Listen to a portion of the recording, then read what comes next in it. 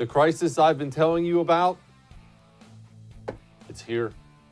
Does Joe Biden need to get tested for coronavirus? And also, we have a big, lovely birthday wish to someone in D.C. All that's coming up right now on I'm Right.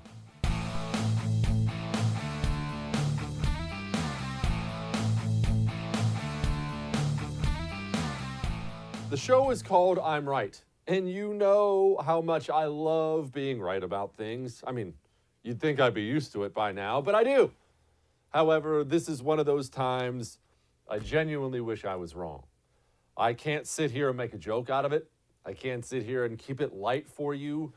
The jobs report came out today, and what can you say?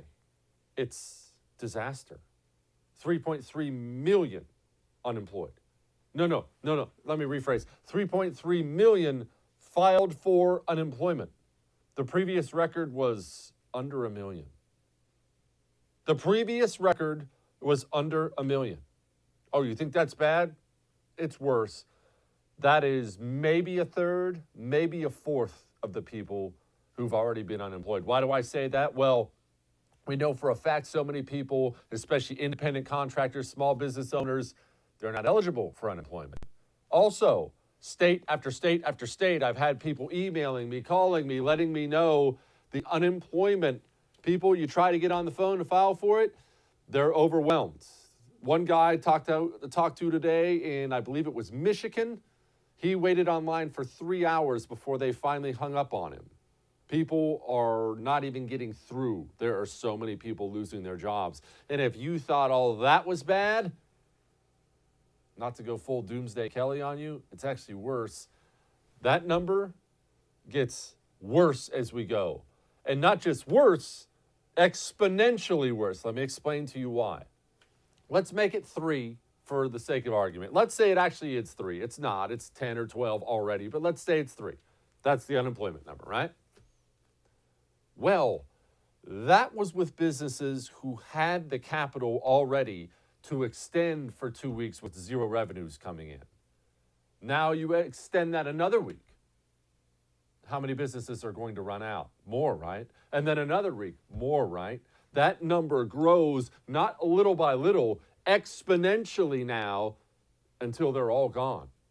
And I should mention, as we talk about small business a lot on the show, I love small businesses. I have a lot of experience with that.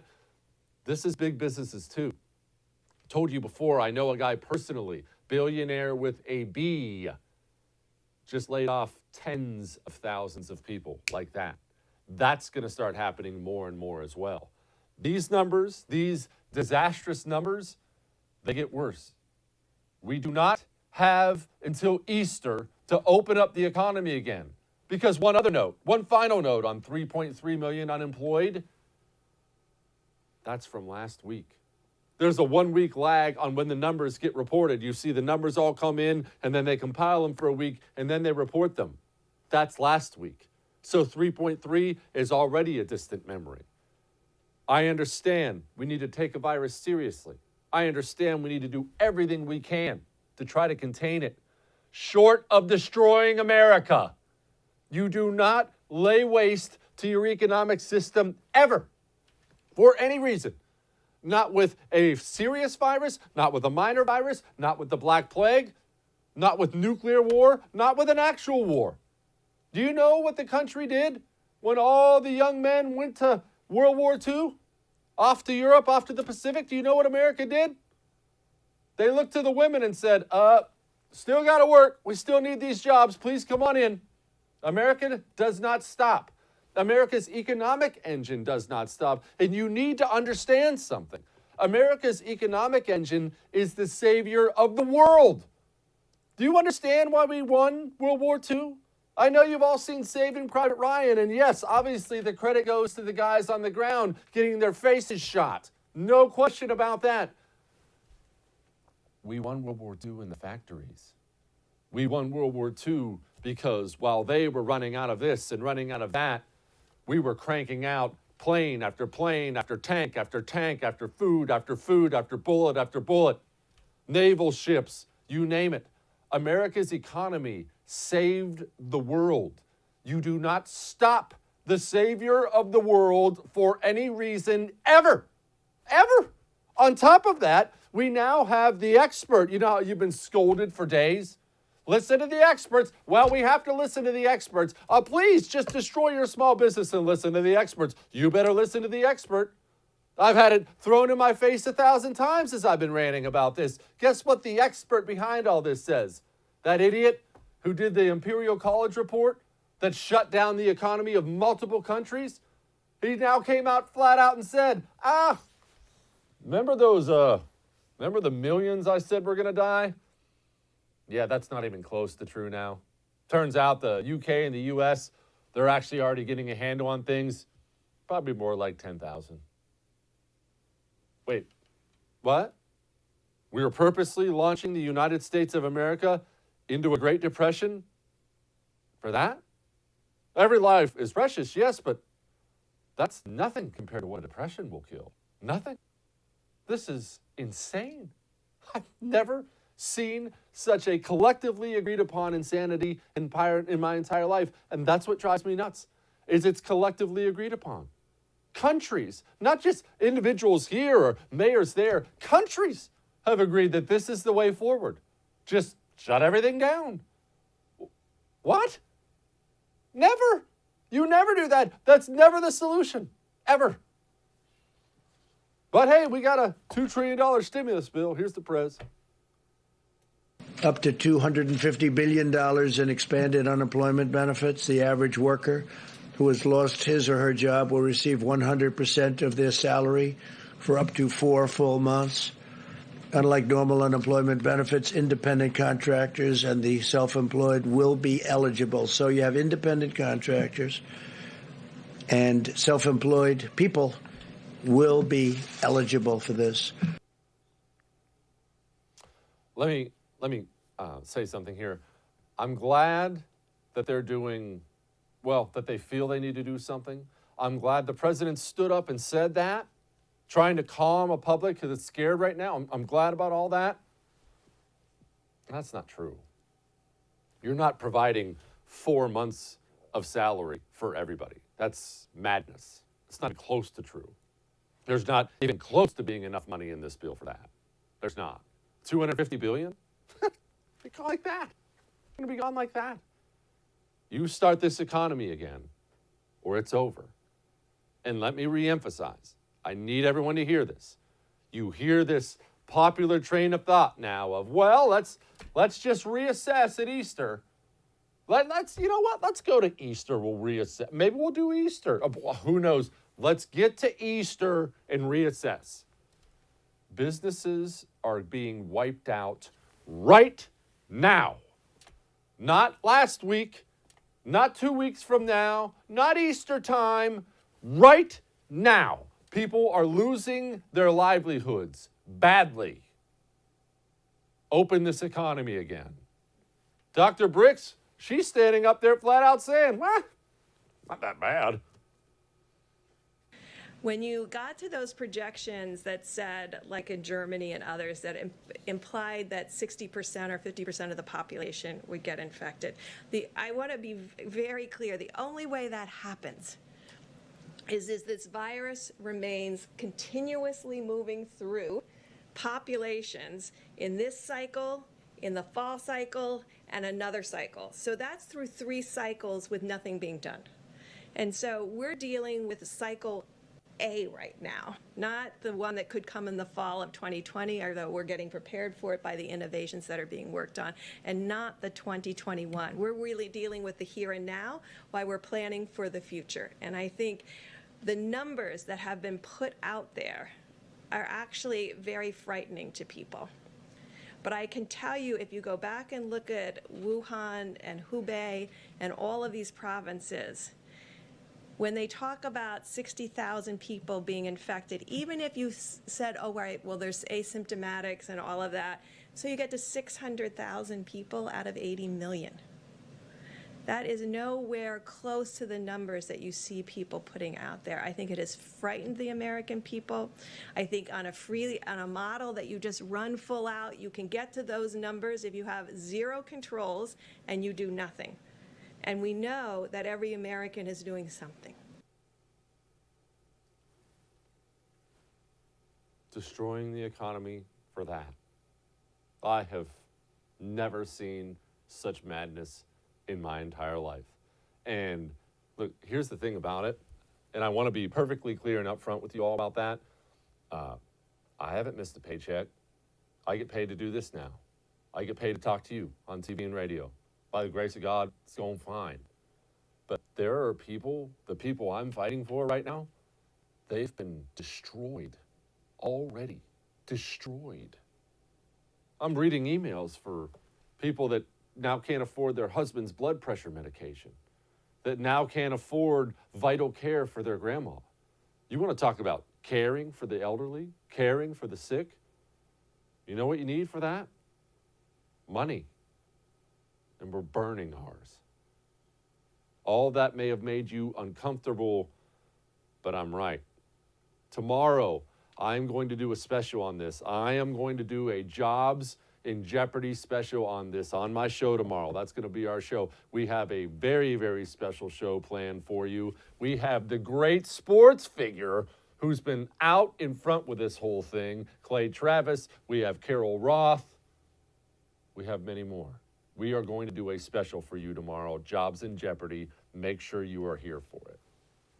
Now, let me tell you about mybookie.ag. We are all stuck at home. It's brutal. We're stuck at home, and it's not as if we're out in the field breaking rocks, but it's boring, right? At some point in time, you can only watch so much Netflix, and then it's boring. Even the great Pluto TV, at some point, you need some kind of a break, right? Well, how about mybookie.ag, which you can pull up on your phone while you watch Pluto, and you can bet on politics now since there's no more sports to bet. You can bet on electoral college results. You can bet on the next Supreme Court justice who's going to bow out. mybookie.ag, and I need you to remember this because I don't want you to cheat yourself out of money. Money's precious right now. mybookie.ag, promo code Jesse. Promo code Jesse. If you use that promo code and you spend $250, they're going to match $250. If you spend $1,000, they're going to match $1,000. mybookie.ag. Break the boredom, break the monotony. Let's go have a little bit of fun. All right, we'll be back. Joining me now, a man who has become a regular on this show for good reason, Ken LaCourte of LaCourte News. Ken, you and I were just talking briefly off air about the different ways we're treating this thing, about how what's happening in this country, what's happening in that country, what's happening in this city, what's happening versus, in the rural areas. And you brought up Italy. And this piqued my interest because everywhere you go, anybody who's selling you panic on this thing, we're going to have 5 million dead Americans, it just says Italy. Look at Italy. Well, have you seen Italy? The hospitals in Italy. Italy. What's happening in Italy, Ken? But, I think Italy in numerically is a worst case scenario that the world has seen so far. There have been 3 countries that have been overwhelmed, that had their medical systems overwhelmed by this. It was China, it was Iran, whatever their medical systems are there, and Italy. And Italy on a per capita basis is 70 times higher than the United States is right now. Now, they're a little bit ahead of us in the sense of scientists usually like to put the 0 days whenever a region had 100 cases of this.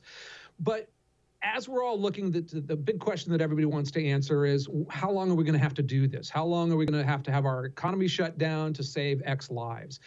And if you look at the numbers and that exist out in the world right now, there have only been 2 countries that have gotten past this. One is China.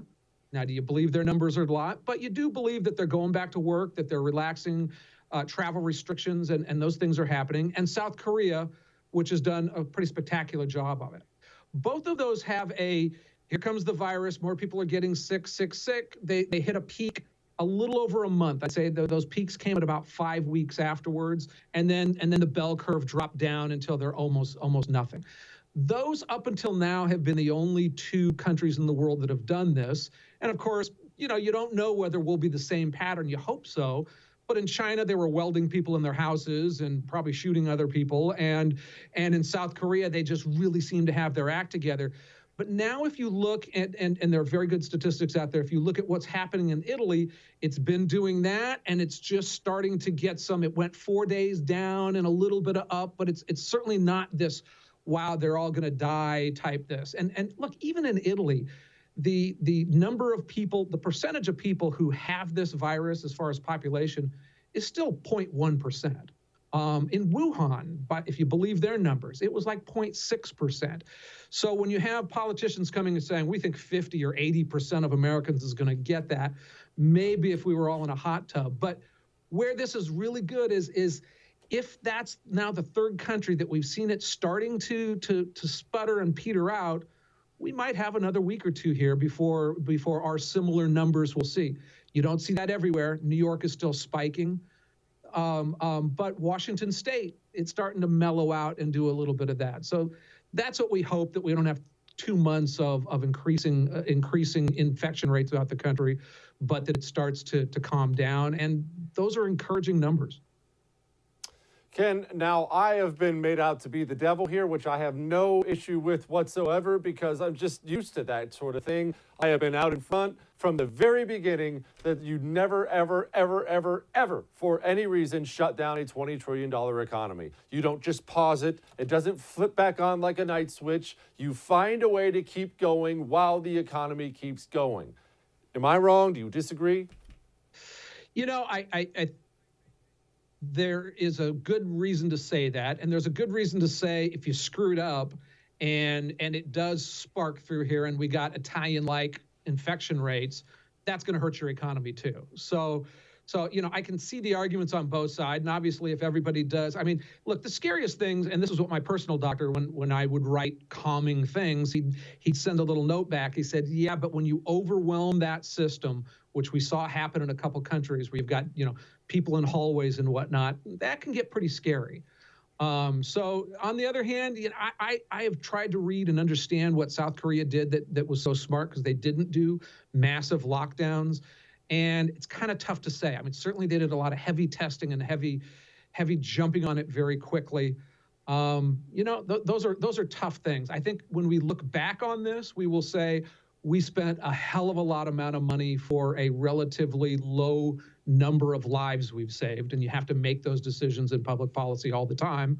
And the other side will say, yes, but if we didn't do that, maybe those numbers would have been 20x, and we'll argue it forever.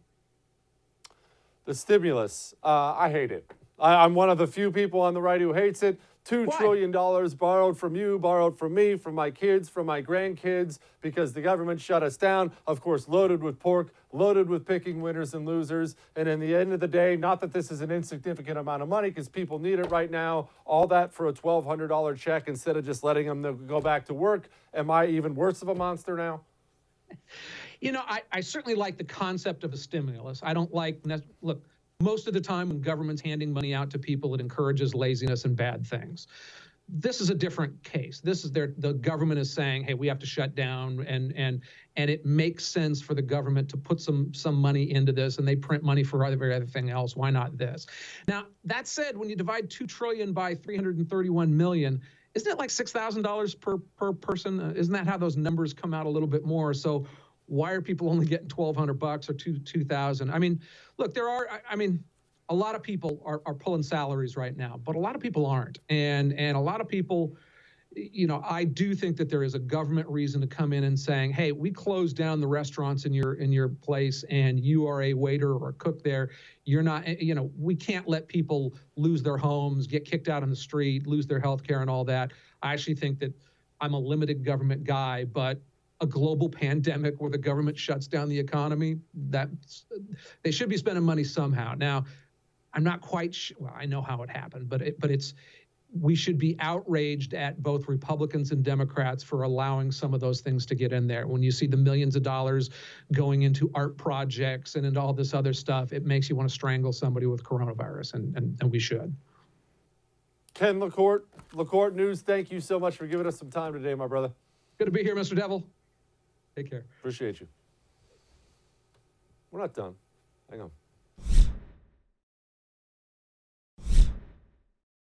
You know what the worst word in the English language is? I know what you're thinking. It could be flat. It could be feminist. Could be golf.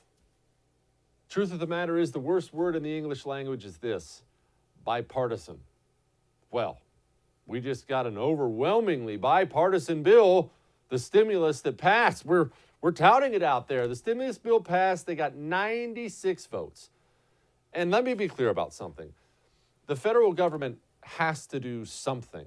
If you stop people from being able to earn a living, you have to do something to make sure they can pay bills. You do. But wouldn't we have all been better off if they just sent us a check? Divide up $2 trillion by $350 million, whatever that number is. I don't know. I had to drop out of math. And write every American a check. But they didn't do that.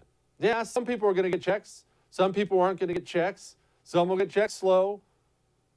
A lot of people are going to get some pork. I mean, we included money in there for the Kennedy Center for Arts. We included a raise in there for congressional staffers.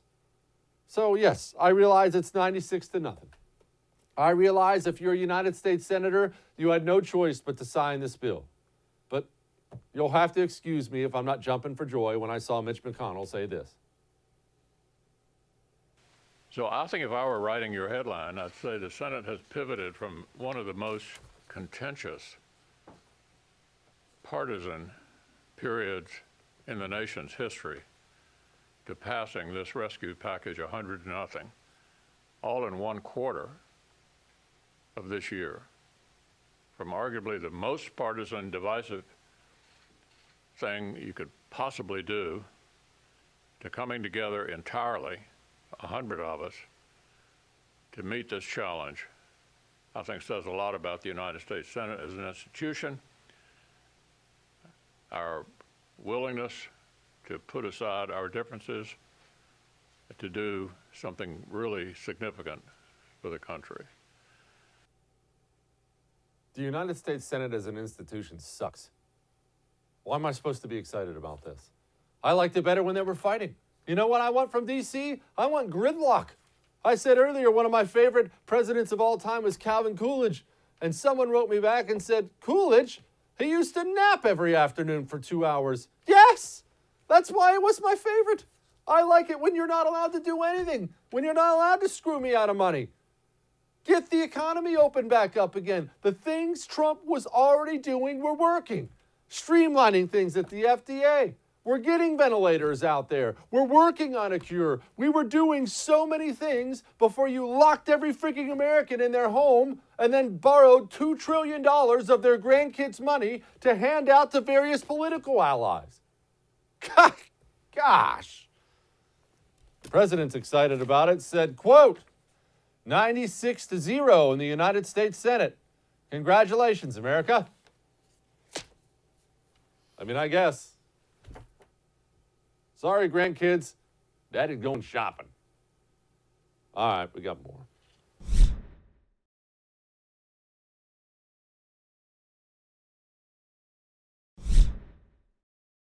It's easy to lose sight of the fact that we still have a presidential election coming. Isn't that unbelievable to think about? With everything going on right now, we have this virus, we have the economy being destroyed, we have this total madness, stimulus bills, mayors threatening people to shut off their water and power, sheriffs closing down. I mean, they're closing gun stores across America. It seems like it can be, if you get yourself caught up in it, it seems like we're living in the end of days, and it's the 26th. Is that right? The 26th? That's weird because I feel like just yesterday we were arguing about impeachment. November, we have an election that's going to decide the leader of the free world. Doesn't that seem almost surreal to you? And honestly, it seems even more surreal when you consider the fact that the Democrat nominee, the likely Democrat nominee, he's not yet, the likely Democrat nominee, and I mean, I think the last report had to be like a 99.9% chance of being the nominee. The likely nominee looks terrible. He looks terrible physically. He looks terrible mentally and has looked terrible. He's crumbling before our eyes. And this guy is going to be the Democrat nominee for president. Have you been tested for the coronavirus? No, I have not been tested for the coronavirus. I've had, thank God, no symptoms that I'm aware of. Doesn't mean that that can't happen. Up for the next round of primaries, including... I've not talked to any individual. Excuse me. You know, you're supposed to cough into your elbow. I don't know, sir. I learned that actually covering your White House. Actually, that's true, but fortunately, I'm alone in my home, but that's okay. Vice President Biden, thank you so much for your time. Please stay healthy. For keeping businesses shut. We have to take care of the cure. That will make the problem worse no matter what. And what is it like to be a candidate in the time of social distancing? Well, I'm doing fine, thank you. And I think we've been public. But first, in this crisis, I'd like spoke earlier. He's talking. And I tell you what, I'm so darn proud. And those poor people who have lost, you know, anyway. It's just, my heart goes out to them. No. Listen, we have to make a choice about who leads this country. I just can't figure the guy. It's like, I don't know, it's like watching a yo-yo. I shouldn't have said it that way. It's like watching. It feels that way. I want to ask.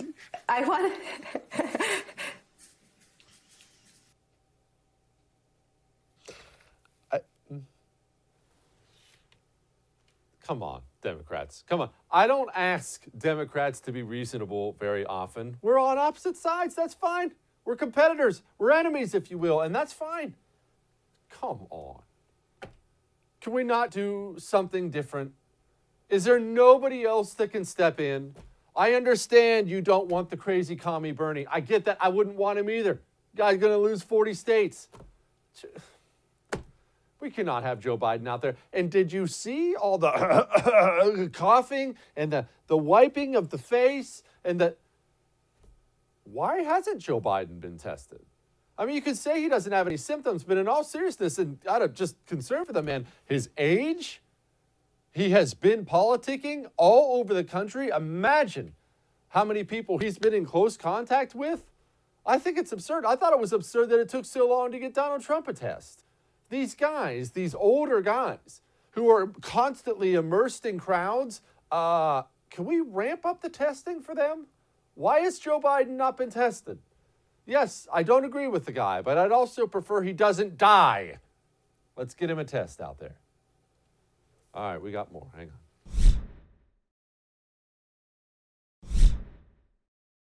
Joining me now is the great host of This Is My Show with Drew Berquist. Drew, these jobs numbers, bud, they're really, really, really freaking bad, for one. And two, they're much worse than this. And three, they're getting worse by the day. We need a way out of this mess. We do. And look, it's going to be a hard kind of a street fight to get out of this mess. But I think we will. I think that, you know, if people can measure, you know, see the figures that are coming out there now, whether it's on jobs, whether it's on, you name it, they look pretty bad everywhere. But not rush to try and fix it right away and then just cause other problems in the process. I think we're going to be better off. I hope on that note that we don't rush certain policy decisions with you know, whether it's Easter and coming off by then or whatever the case might be, just for the sake of fixing that. I think we can fix it. I think we will fix it. But I think we've got to just be smart and measured in how we do it. Define smart and measured, because you and I probably disagree strongly on this. So I want you to have your take on it. Define smart and measured. I will tell you, I think what we've done is madness.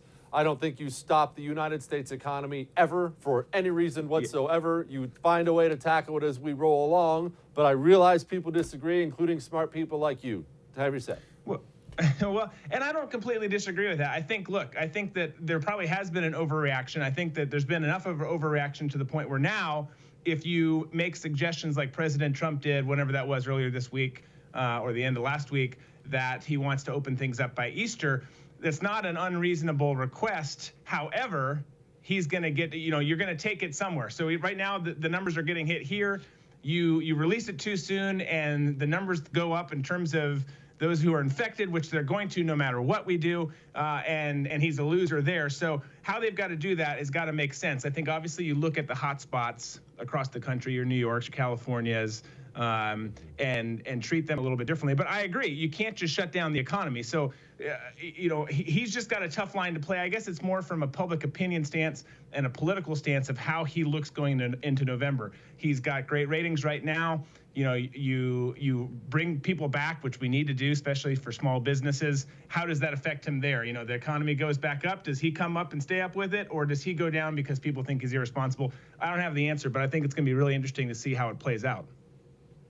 Well, I don't have the answer either. And I mean, election aside, just focusing on the jobs and the livelihood part of it, and including the life-saving part of it, which is obviously important too, we're facing 35% unemployment. Not in the next year, soon. And I mean, really, really soon. And so part of my concern is, yes, his numbers are great now. The approval numbers are great now. Public approval and public sentiment can and will change on a dime, as you well know. So if this virus doesn't take off, and everything we're seeing now shows that it's not going to kill millions, there's virtually no chance of that.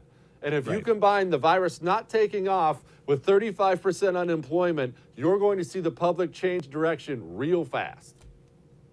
Yeah, no, I agree. I just think it's a precarious spot for him to be in. Here's the good thing with all of this is, if you can find a good thing with all of it, is he is going to start to take a hit somewhere if he doesn't turn things back on. Even if he does, like we talked about earlier, if he turns it back on and everyone's sent back to work, then the left's going to criticize him and call him reckless and irresponsible for letting people break the social distancing rule. But the nice thing is regardless of whether things kind of stay on this course, there needs to be some adjustments, or they go down this course, which again also need adjustments. His candidate right now is Joe Biden, who doesn't even know where he is at this very minute. So I think that we're still in good shape in that sense.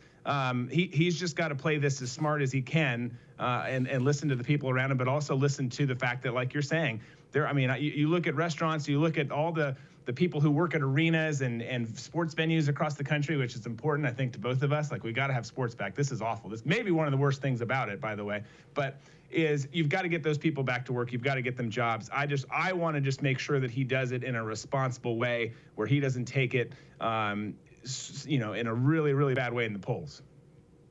No, I don't disagree. And look, we all want sports back, with the exception of women's basketball. I want them all back, but that's another story entirely. Now, it really is. Joe Biden, since you brought him up, I have an issue with the Democrat Party now, a major issue, and it's not my normal policy disagreement with them. Drew, you've seen what I've seen over the last week. This guy is not mentally fit to be president of the United States. He's old, he's confused, something is wrong. Everybody with eyes can see it. And I have a major issue with the party, and I'll tell you, Drew, I have a major issue with his family and friends too, not stepping in and saying, okay, this guy needs care, he needs relaxation. That guy cannot be president, he can't be the nominee, it's gonna kill him.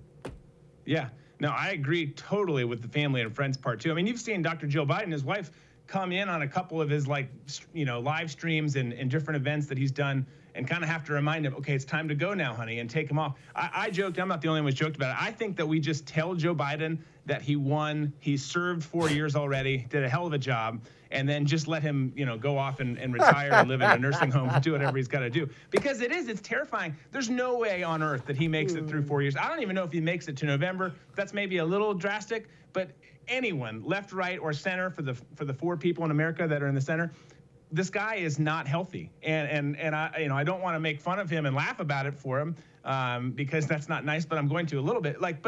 Come on, it's clear he's not your guy. He's not your guy at all. Maybe Bernie's not your guy, but find someone else and find him quick. Yeah, and that's the problem, Drew. They're going to have to find him quick, because you can easily see a scenario where Joe Biden has piled up virtually all the delegates now. He's the likely nominee. Let's say, and it's not in any way out of the realm of possibility, that he can't make it to the convention, that someone does pull the plug on it. You're going to have Bernie supporters out there saying, we're the only other one with delegates. You can't take this from us. And then they got a real mess on their hands. No, exactly. Which all of those situations, frankly, for the most part, I'm sure there's a couple outliers in there, but all of them benefit the GOP and conservatives writ large, because you have the Bernie folks who refuse to vote for Biden or whoever they replace him with in that scenario, just because they're angry. Or they put in someone who's too, they really don't have any good candidates. People have talked about, if it went brokered convention, is Cuomo making a play, which is kind of an outlandish idea, but not, I guess, completely out of the realm of possibility. Or there's the thought of having him take a VP on that is someone, he keeps saying it, they need to be able to serve on day one because I'm not healthy. He didn't say that, but that's what he's saying. So, you know, like, or is that the play that they take is, okay, Joe's going to stand in there, like literally someone will hold him up from behind and just stay off camera, and then we'll usher in this new person.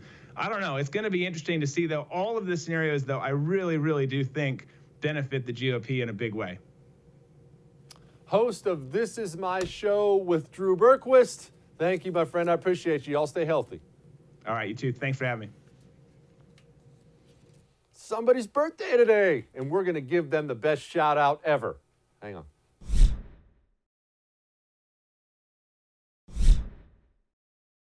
Everything isn't bad news out there. Everything can't be dark all the time. You know that. Every now and then, it doesn't hurt to take a step back and celebrate something. You know what I've always loved? You know what a big softy I am, and I've always loved birthdays. They're near and dear to my heart, celebrating the day that the good Lord brought you into this world. So when I found out today that Nancy Pelosi was celebrating her 80th birthday, I tell you what, I told the team, we need to get together something to show her how much we care. So without further ado, allow us to wish Nancy a happy birthday the only way we do.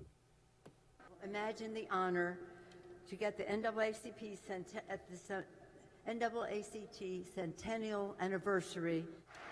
And now it is a great pleasure to be with you here in Detroit for the NAAC's 110th anniversary. And to Mayor McDuggan, and in our new the House Congressional Black Caucus, we too must continue to stand firm for fairness, for genuine equality. Once we restore the vote, once we break the grasp of special interest, to do so you must avoid the dazzling, blinding blindness. A pay raise that is so that's in the workplace. We must achieve justice in health care. In the dark days of the revolution, the times have found all of us. 80 years. Third in line to the presidency. Happy birthday, Nan. Happy birthday. Don't forget about our Jobs in Jeopardy crisis show tomorrow. I'll see you then.